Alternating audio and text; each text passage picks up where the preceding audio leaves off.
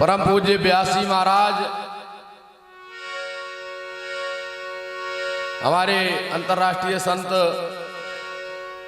प्रातः स्मरणीय प्रातः वंदनीय परम पूज्य स्वामी परमानंद जी महाराज के श्रीमुख से आप लोग निरंतर धारा प्रवाह कथा श्रवण कर रहे हैं। उसी क्रम में आज कथा का विराम दिवस है। सभी भक्त अधिक संख्या में पधारने की कृपा करें।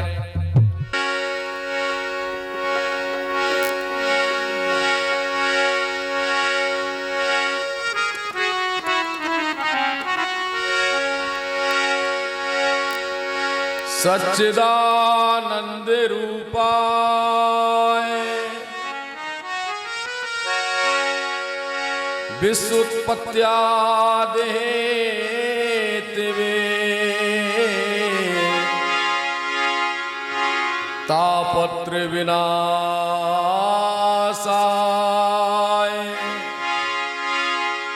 श्री कृष्णाय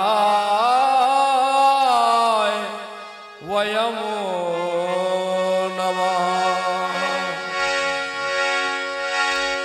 जय जय श्री राधा रमण, जय श्री नवले किशोर, जय गोपी चित चोर प्रभु, जय जय माखन चोर। मंगलम भगवान विष्णु, मंगलम गरुड़ध्वजा, मंगलम पुंडरीकाक्षाय, मंगलाय तनोहरि। बोलिए कृष्ण कन्हैया लाल की जय। कथा मंडप में पधारे हुए समस्त माताएं बहनें, वयोवृद्ध, बालक, संत, विद्वान जन, गुप्त प्रकट संत जन, सभी के हृदय में बैठे हुए परमात्मा को मैं बारंबार प्रणाम करता हूँ। आइए कथा प्रारंभ करने से पूर्व प्रभु संकीर्तन करते हुए, प्रभु से डोर जोड़ते हुए सभी भक्त तालियां बजा करके हमारे साथ गाएंगे।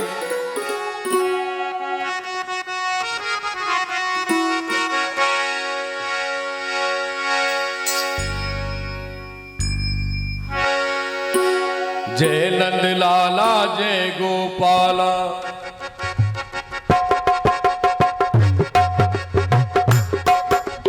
जय नंद लाला जय गोपाला, जय नंद लाला जय गोपाला। राधे गोविंदा मन भजले हरि का प्यारा नाम है। श्री राधे गोविंदा मन भजले हरि का प्यारा नाम है। गोपाला हरि का प्यारा नाम है, नंदलाला हरि का प्यारा नाम है। गोपाला हरि का प्यारा नाम है, नंदलाला हरि का प्यारा नाम है। श्री राधे गोविंदा मन भजले हरि का प्यारा नाम है।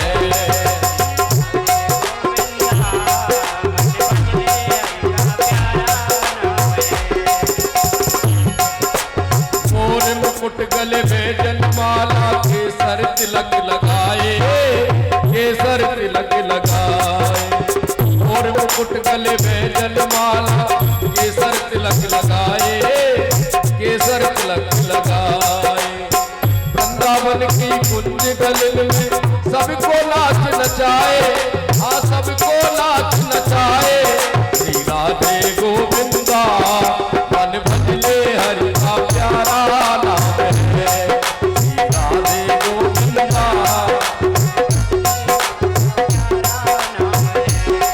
गोपाला हरि का प्यारा नाम है, नंदलाला हरि का प्यारा नाम है। श्री राधे गोविंदा मन भजले हरि का प्यारा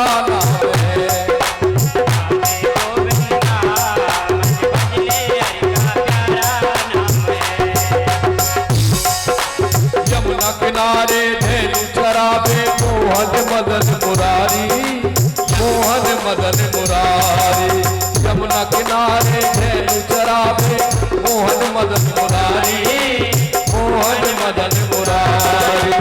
मधुर मुरलिया जबई बजावे,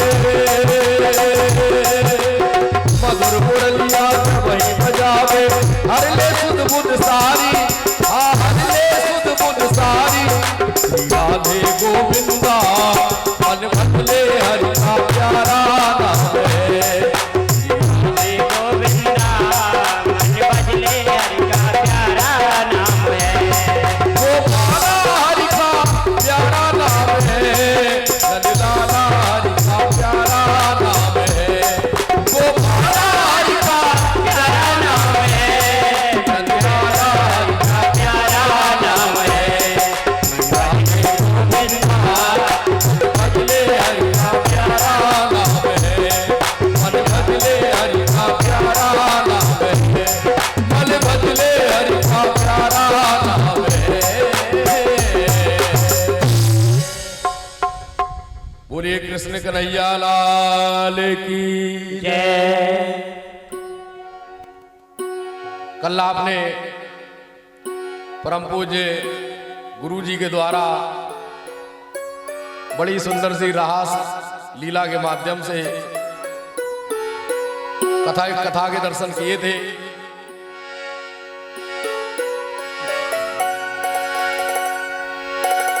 इधर कंस बहुत ही भयभीत होता जा रहा है कि हमारा शत्रु अभी तक जीवित है। कंस ने एक पुनः फिर से आपातकालीन बैठक बुलाई। आपातकालीन बैठक बुला करके विचार विमर्श किया कि किस प्रकार हमारे शत्रु का वध किया जाए।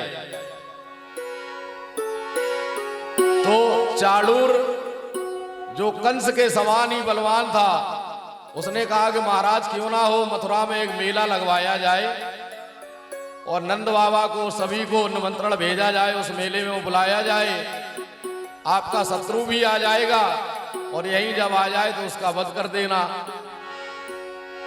तो महाराज जी होता क्या है कि उन कंस बलराम को लेने कौन जाएगा, क्योंकि सभी दैत्यों का वध कर दिया। जिसे भी कंस भेजता, पूतना गई वो भी वापस नहीं आई।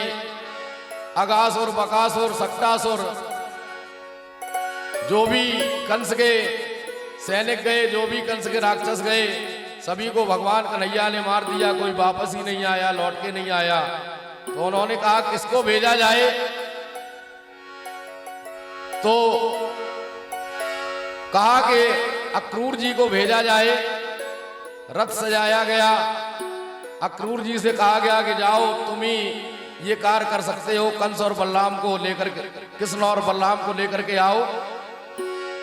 तो रथ से आज अक्रूर जी चल दिए। केवल मथुरा से और वृंदावन की 7 कोस की दूरी है, लेकिन सुबह से चले हुए अक्रूर जी शाम हो गई। चलते चलते विचार करने लगे कि मैं कैसे लेके जाऊं, मैं लेके जाऊंगा, कंस इतना बलशाली है, कृष्ण बलराम दोनों का वध कर देगा। अक्रूर जी बड़े ही चिंता में, बड़े ही सोच विचार विमर्श करते हुए जैसे ही पहुंचे जाकर के अक्रूर जी निमंत्रण दिया सभी गोप ग्वालों को, नंद बाबा को, और कहा कि मैं आपके पुत्रों को कृष्ण बलराम को लेने आया हूं। तो आज कन्हैया को लेकर के चल दिए अक्रूर जी। और इधर नंद बाबा ने सभी गोपों के सहित दूसरे मार्ग से जाने लगे और कन्हैया को अक्रूर जी कृष्ण बलराम को लेकर के चल दिए। गोपियां रास्ता में लेटी हुई हैं कि नहीं मेरे कृष्ण को नहीं ले जाओगे। गोपियां अनन्य प्रकार की लीलाएं कर रही हैं कि हम अपने कृष्ण को नहीं ले जाने देंगे। भगवान ने कहा कि हम परसों आ जाएंगे, ये वादा किया। और जैसे ही अक्रूर जी कन्हैया को कृष्ण बलराम को लेकर के चले, तो आज उनके मन में बहुत ही विचार आ रहे हैं कि ये कार्य हमें दिया गया, राजा कंस ने हमें ये कार्य दिया, मैं कैसे लेकर के जाऊं। भगवान कन्हैया ने सोचा लगता है अभी ये जानते नहीं है कि मैं कौन हूं। अक्रूर जी ने सोचा कि लाओ यमुना में स्नान कर लें। यमुना में स्नान करने लगे। कृष्ण बलराम से कहा कि आप लोग यहीं रथ पे बैठिए, हम यमुना में स्नान करने जा रहे हैं। यमुना में स्नान करने लगे तो जैसे ही डुबकी लगाई यमुना में और देखा कि कृष्ण बलराम वहीं दिखाई दे रहे हैं दोनों। फिर से ऊपर आ गए कि हम तो रथ पे छोड़ आए थे, कहीं ऐसा तो नहीं है लाला डूब जाए। आज कन्हैया की उम्र 11 वर्ष हो गई। पुनः फिर से डुबकी लगाई, फिर से जल में दिखाई देते। फिर से रथ की तरफ देखा, रथ पे बैठे हुए।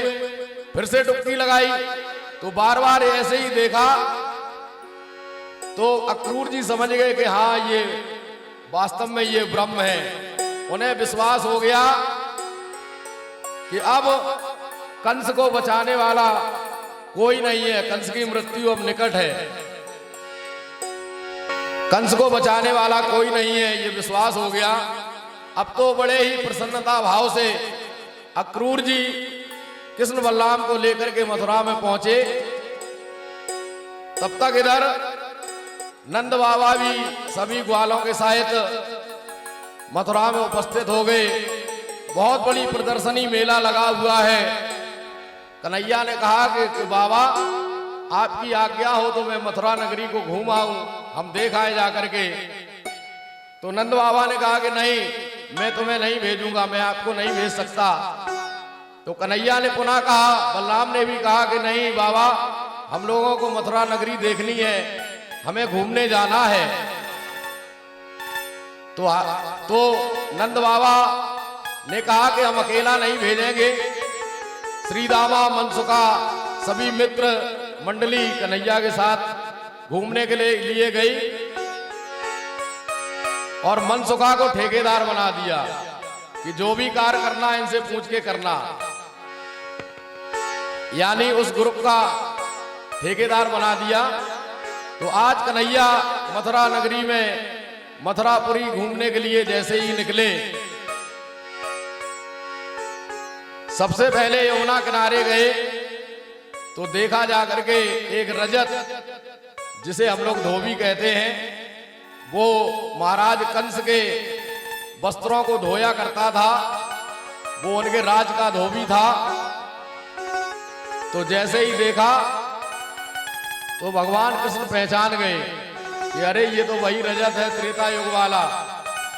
क्योंकि त्रेता युग में जब भगवान राम सीता को वापस लेकर के आए लंका से, तो एक रजत की पत्नी रात्रि में आने से थोड़ा लेट हो गई, कहीं बुलावा में गई थी, तो उसे समय अधिक हो गया।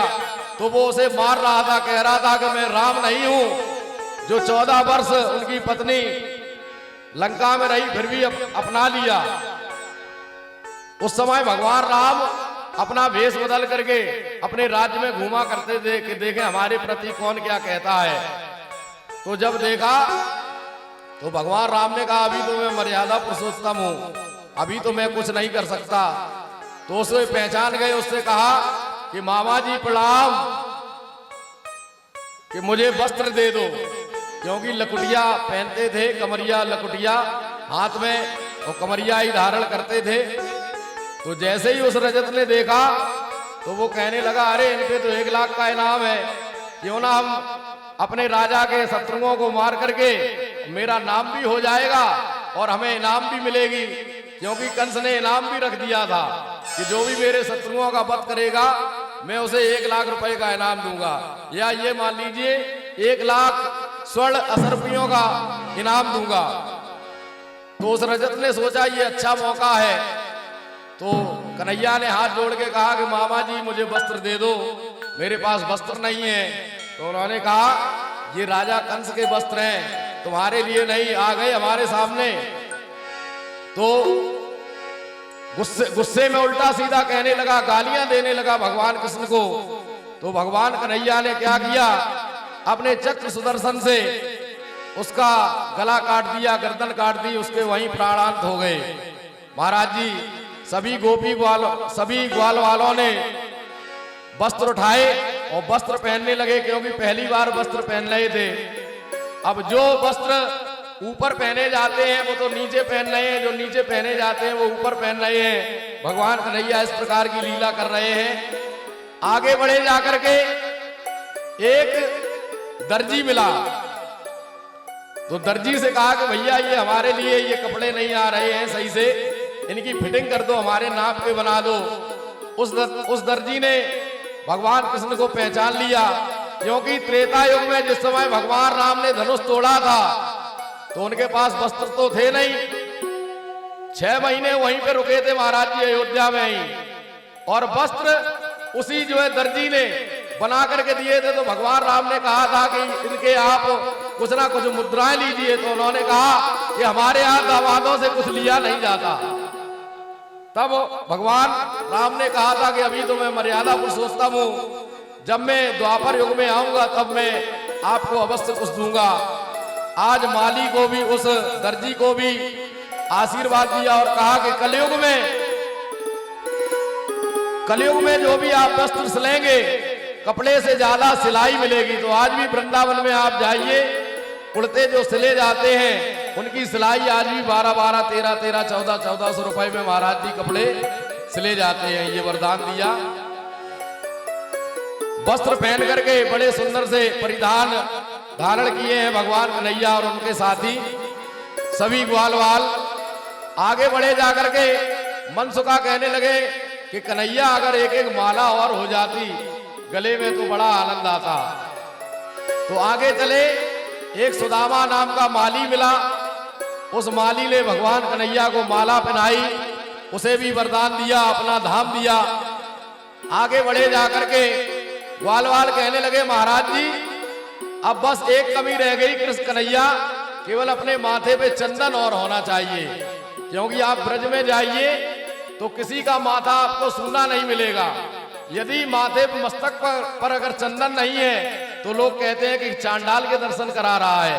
तो आज भी जितने भी ब्रजवासी हैं चंदन का उन्हें बहुत ही प्रिय शौक होता है। तो एक कुब्जा नाम की स्त्री जा रही थी जो कि 3 जगह से टेढ़ी थी। भगवान ने कहा हे सुंदरी, बहुत ही कुरूप थी, उसका नाम ही कुब्जा था। हे सुंदरी, थोड़ा चंदन हमारे भी मस्तक पर लगा दो। तो उसने सोचा कि भाई अगर कोई कुरूप हो, उससे कभी किसी ने सुंदर ना कहा हो, यदि कोई सुंदरी कह दे तो उसे बड़ी प्रसन्नता हुई। उसने कहा कि हाँ हाँ जरूर मैं आपके चंदन लगाऊंगी, लेकिन ये चंदन तो राजा कंस के लिए है, मैं उन्हीं के दरबार में जाकर के चंदन लगाती हूँ, लेकिन आज मैं आपको भी चंदन लगाऊंगी। तो वो भगवान कृष्ण के पास तक नहीं पहुंच रही थी, क्योंकि 3 जगह से टेढ़ी थी। तो भगवान कन्हैया ने एक पैर उसके पैर से लगाया और 2 उंगलियां उसके यहाँ ठोड़ी से लगाई, और जैसे ही लगाई तो वो एकदम सुंदरी हो गई, मानो कोई स्वर्ग की अप्सरा हो, बिल्कुल सीधी हो गई। और वहां पर कंस के गुप्तचर देख रहे थे। कंस के गुप्तचरों ने कहा जाकर के कि महाराज कि वो तो बड़े ही जादूगर हैं, उन्होंने कुब्जा को बहुत ही सुंदर बना दिया, 3 जगह से टेढ़ी कुब्जा को बिल्कुल सीधा कर दिया और बहुत ही सुंदर बना दिया उसे। तो कंस और भी भयभीत हो गया। कंस ने जहां सारंग नाम का धनुष रखा था, क्योंकि ये धनुष परशुराम जी ने दिया था। एक समय की बात है, महेंद्रगिरी पर्वत पर बैठे हुए परशुराम जी तपस्या कर रहे थे। तो उसने जाकर के पूरे पर्वत को उठा लिया जाके, कि देखे उसके बाहों में खुजली हुई कंस के बाहों में। तो उसने जाकर के पूरा पर्वत उठा लिया। जैसे ही देखा कि इस पे परशुराम तो बड़े क्रोधी महात्मा, परशुराम जी ने देखा कि मेरा पर्वत किसने उठा लिया। तो परशुराम जी तो जैसे ही क्रोध में देखा परशुराम जी को, कंस ने देखा कि अरे ये तो परशुराम जी है। तो कंस प्रणाम करने लगा, उनकी आराधना करने लगा।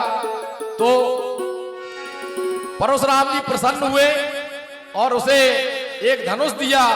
कहा कि हे राजन कंस, मैं ये धनुष तुम्हें दे रहा हूं, और ये धनुष कोई साधारण धनुष नहीं है। जो भी इस धनुष को तोड़ेगा वो ही तुम्हारी मृत्यु करेगा, वो ही तुम्हारी मृत्यु का कारण बनेगा। सारंग नाम का धनुष वो लेकर के आया कंस, और उसने बहुत ही सुरक्षित स्थान पर वो धनुष रख दिया और 2000 अपने सैनिक लगा दिए उस धनुष के पहरेदारी में, कोई धनुष ना तोड़ पाए। आज इंसान के तो जाने की लोग तो कोई जा ही नहीं सकते, पशु पक्षी भी वहां कोई परिंदा नहीं मार सकता। तो इस प्रकार से उस धनुष की सुरक्षा करवा रहे थे राजा कंस। 2000 सैनिक लगा दिए। कन्हैया अपने सखाओं के साथ आगे बढ़े जाकर के, और जो वो धनुष के जो विशेष मंत्री थे, जो सैनिक थे, उनसे प्रार्थना की कि महाराज मैं धनुष के दर्शन करना चाहता हूं। तो उन्होंने सोचा ये बालक है, इतनी प्रार्थना कर रहे हैं, ये क्या उठा पाएंगे, ये क्या तोड़ पाएंगे। तो गए जाकर के, जैसे ही पहुंचे जाकर के, भगवान कन्हैया ने खेल ही खेल में धनुष को तोड़ दिया, और जैसे ही धनुष टूटा तो बहुत तीव्र आवाज हुई, मानो पूरा गगन मंडल फड़फड़ा गया हो। अब तो कंस भयभीत हो गया। उसने अपने 7 मंजिल का मचान बनवाया। जैसे मचान आप लोगों ने देखा हो, खेतों में लोग बना देते हैं, उस पर बैठ करके अपने खेतों की रखवाली करते हैं। इधर तो नहीं, लेकिन हमारे यहाँ मक्का की खेती होती है और खेतियां होती हैं, तो वहां लोग मचान बना करके वहीं पे लेटते हैं जाकर के कि कहीं जानवर ना आ जाए, वहीं से रक्षा करते हैं। इसी प्रकार के उसने 7 मंजिल के मचान बनवा लिए। तो महाराज जो ठेकेदार बना मनसुखा लौट करके नंद बाबा के पास आए। नंद बाबा घबराने लगे कि कहीं ऐसा तो नहीं कि कृष्ण बलराम ने कुछ किया हो जाकर के। उन्हें चिंता लगी थी, क्योंकि वो घूमने गए थे। उन्होंने कहा मथुरा नगरी हमें घूमनी है। तो आज नंद बाबा बड़े ही चिंता में जैसे ही लौट करके आए तो पूछा कि बताइए श्रीदामा, मनसुखा बताइए कि आप लोग मथुरा नगरी घूमने गए, किसी से झगड़ा तो नहीं किया?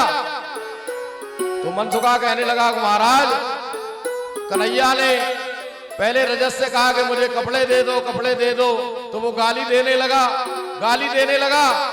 तो फिर झगड़ा तो नहीं हुआ? कि झगड़ा नहीं हुआ, कन्हैया ने एक मुष्टि मारी, उसके प्राण निकल गए, हमने झगड़ा तनकऊ नहीं होने दिया। कह रहा है कि फिर दर्जी बहुत अच्छा था, उसने कपड़े सिल के दिए। देखो बाबा कितने सुंदर हमें वस्त्र दिए, कितने सुंदर वस्त्र धारण कराए। और ये चंदन एक कुब्जा नाम की एक स्त्री थी, उसने चंदन लगाया। और एक सुदामा नाम का माली था, उसने हमारे माला इत्यादि डाली। और ये आवाज कहां से आई कि अरे, तो मनसुखा कहने लगा कि बाबा हम लोगों ने कहा कि धनुष देख लेने दो। जैसे ही कन्हैया धनुष देखने गया और उसने जैसे छुआ, इतना सड़ा हुआ धनुष था और वो टूट गया। जैसे ही धनुष, वैसे ही 2000 सैनिक लगे थे, मारो। तो कृष्ण बलराम ने उसी धनुष से 2000 जो सैनिकों को मार दिया। मैंने झगड़ा बिल्कुल नहीं होने दिया। महाराज अब तो बाबा बड़े ही भयभीत हो गए कि बताओ 2000 सैनिकों को मार दिया, उस धोबी को मार दिया, और कह रहे कि झगड़ा हमने तनक भी नहीं होने दिया। अब महाराज जी होता क्या है, घोषणा कर दी गई कि कल मल्ल युद्ध होगा। मल्ल आप लोग जानते हैं, पहलवानी, जिसे हम लोग कुश्ती कहते हैं, अखाड़ा। क्योंकि कंस के शल्य, तोसल, मुष्टिक, चारूढ़ इत्यादि पहलवान थे, जो कि कंस के समान ही बलवान थे। मुख्य मार्ग पर कुबलिया पीड़ नामक हाथी को मदरा पान करा करके और मुख्य मार्ग पर खड़ा कर दिया गया कि जैसे ही कृष्ण बलराम आएंगे, इसे मदरा पान करा दी गई है, तो ये अपने पैरों से ही कृष्ण बलराम का वध कर देगा। तो महाराज जी होता क्या है, जैसे ही कृष्ण बलराम आए तो उन्होंने खेल खेल में ही कुबलिया पीड़ हाथी को उठाया। बलराम ने सूंड को पकड़ा और कन्हैया ने दोनों पैरों को, और इस प्रकार से खेल खेल में घुमा करके फेंक दिया कि वो कुबलिया पीड़ नामक हाथी आकाश मार्ग में चला गया और आज तक वो वापस नहीं आया। अब तो कंस और भी भयभीत हो गया। अब युद्ध होने लगा। कन्हैया ने कहा मनसुखा से और अपने ग्वालों से कि युद्ध तुम्हें भी करना है। आज कृष्ण बलराम सल तोसल मुष्टिक चारूढ़ से युद्ध करने लगे और मनसुखा श्रीदामा भी युद्ध कर रहे हैं, क्योंकि वो तो बहुत ही बलशाली पहलवान और ये कहा गाय चराने वाले ग्वाले। तो कन्हैया ने अपना इतना बल दे दिया अपने ग्वाल वालों को कि सभी जीत गए। और मनसुखा कहने लगा कि कन्हैया देखो, हमने तो अपना पहलवान मार दिया, जल्दी से तुम भी मार दो। तो कन्हैया मुस्कुराए और कन्हैया ने भी, वहां पर काफी सभा लगी थी, बहुत से लोग देख रहे थे। कोई कहता कि नहीं, ये छोटे छोटे बालक इतने इतने बड़े पहलवानों से कैसे लड़ेंगे, ये तो अधर्म हो रहा है, ये तो अन्याय हो रहा है। तो भगवान कन्हैया ने सभी को अपने दर्शन दिए, क्योंकि अरे जाकी रही भावना जैसी, प्रभु मूरत देखी तिन तैसी।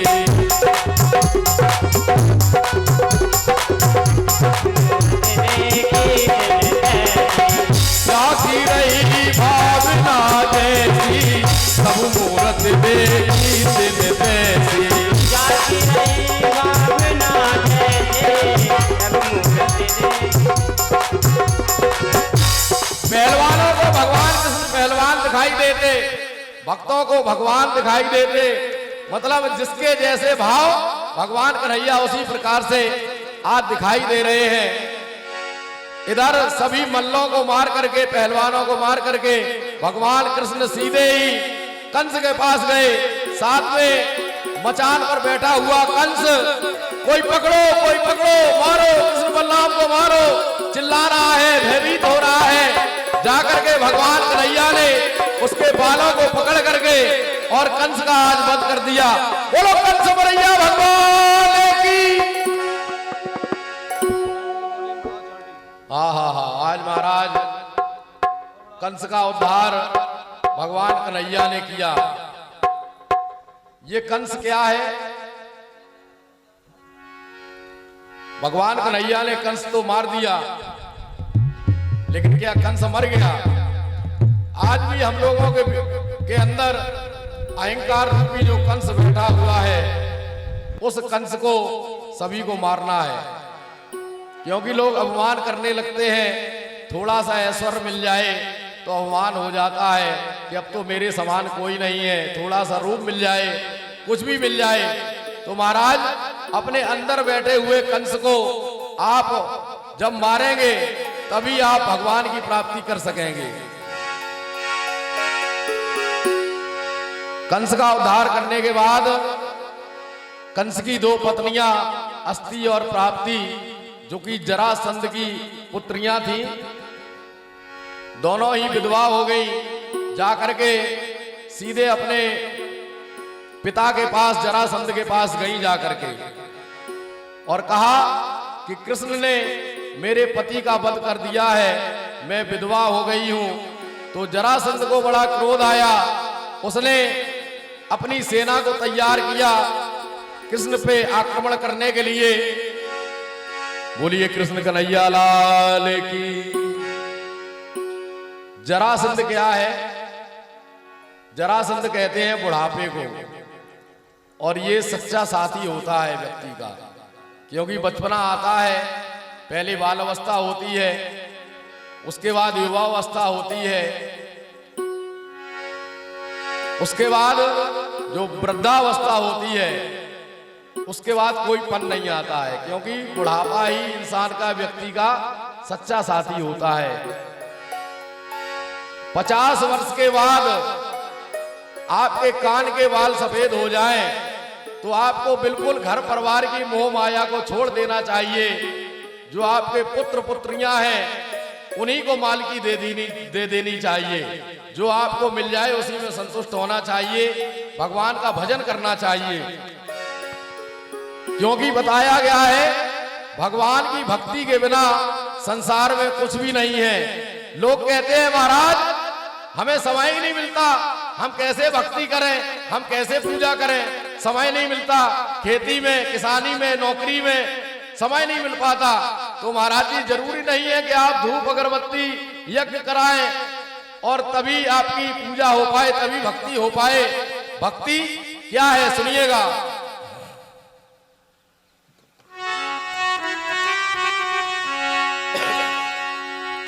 हर जीवों के प्रति अमल अतल, बड़े ध्यान से सुनिएगा। हर जीवों के प्रति अमल अतल अनुरक्ति श्याम की भक्ति है। थोड़ा थोड़ा साज में चलेगा। हर जीवों के प्रति अमल अतल अनुरक्ति राम की भक्ति है। पावन भावन हरि चरणों में आसक्ति श्याम की भक्ति है। भक्ति करने के कई प्रकार हैं और पावन भावन हरि चरणों में आसक्ति श्याम की भक्ति है। माँ पिता की आज्ञा पालन सेवा भाव श्याम की भक्ति है। सबका यथोचित मान प्रेम सद्भाव श्याम की भक्ति है। उत्तम आचरण युक्त अखत उत्कर्ष श्याम की भक्ति है। जीवन में प्रदमुत मन से संघर्ष श्याम की भक्ति है। अंधकार को करके दूर, अंधकार को करके दूर अंतर मन दीप जलाएगा। खाली हाथों आया है और खाली हाथों जाएगा। समय बड़ा अनमोल अगर खोएगा तो पछताएगा। श्याम नाम ना गाएगा तो अंत समय पछताएगा। श्याम नाम ना गाएगा तो अंत समय पछताएगा।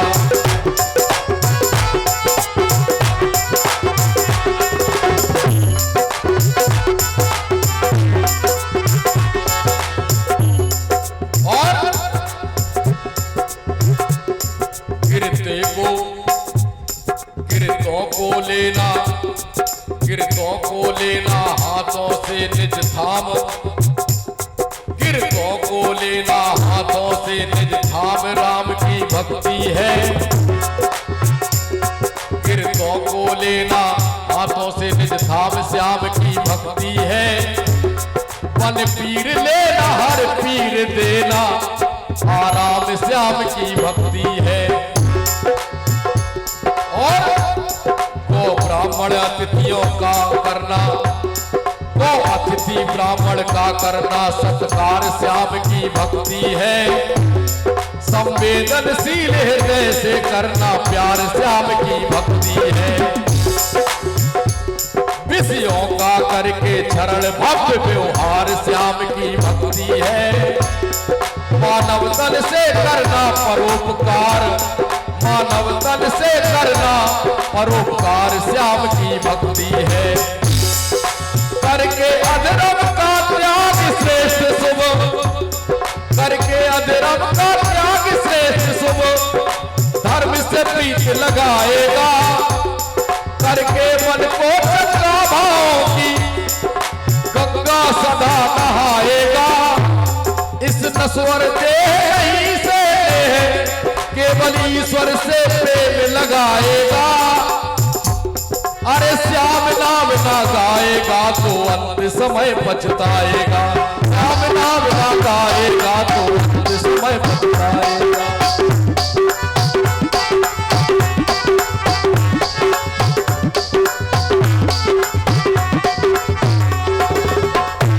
और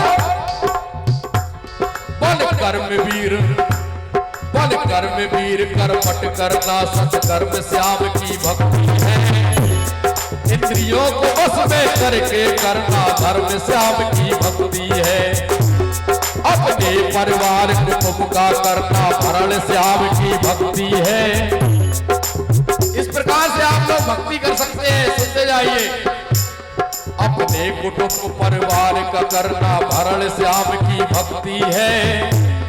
निर्मल दयनियों की चिंता का हरण श्याम की भक्ति है। निर्बल देनियों की चिंता का हरण श्याम की भक्ति है। और हर कवल नीतियों का करना अनुसरण श्याम की भक्ति है। हर कवल नीतियों का करना अनुसरण श्याम की भक्ति है। नवनीत नवनीत धवल करना निज अंतःकरण श्याम की भक्ति है।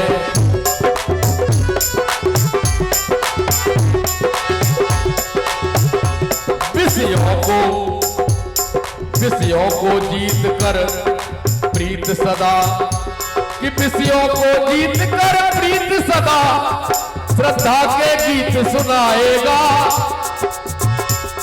विषयों को जीत कर प्रीत सदा श्रद्धा के गीत सुनाएगा।